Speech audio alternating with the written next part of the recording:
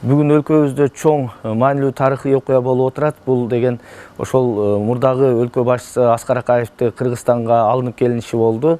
Мына Садыр Жапаров өз убагында айткан эле, мен чачылганды жыйнаган, үзүлгөндү улаган президент болгонго аракет кылам деп. Мына ошол сөздүн өтөсүнө чыгып атат.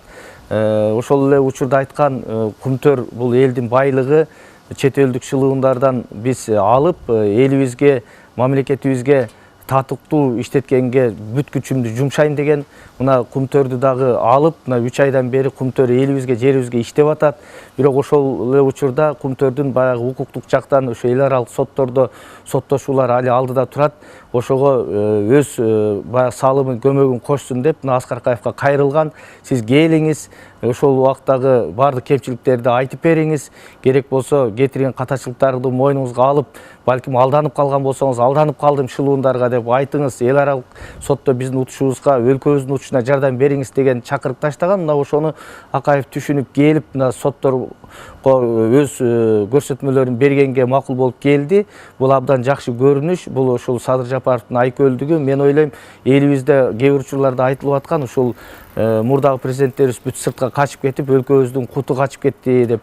Ушу сыртта жүргөн президенттерди дагы алып келип, четинен ушул эл аралык коомчулуктун алдында, кыргыз коомчулугунун алдында укуктук негизде сурактарды жүргүзүп, баардыгын баягы учур талабына, элдин талабына жараша сурактарды жүргүзсө, мен ойлойм, демек биздин келечегибиз алдыда го деп. Ал эми ошентип иштеп атса дагы бүгүнкү күндө коомчулукта ар кандай пикирлер болуп атат.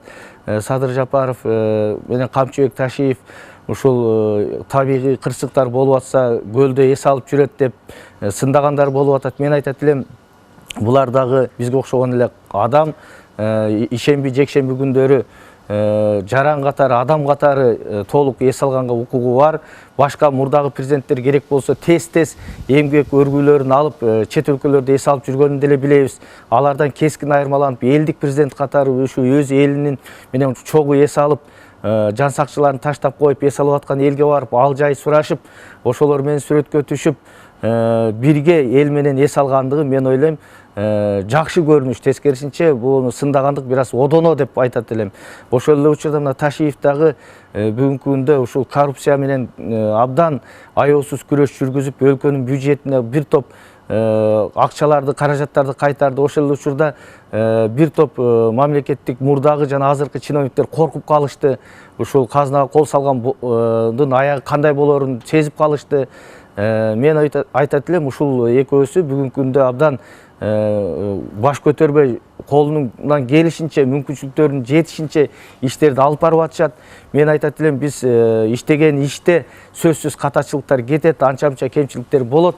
Ошол кемчиликтерине, катачылыктарына көп маани бербей, чоң алдыда жасала турган иштерди көбүрөөк ойлоп, мен айтат элем, ушул жакшылап колдосок, буйруса келечегибиз алдыда, көп жакшы иштер болот деп мен толук ишенем.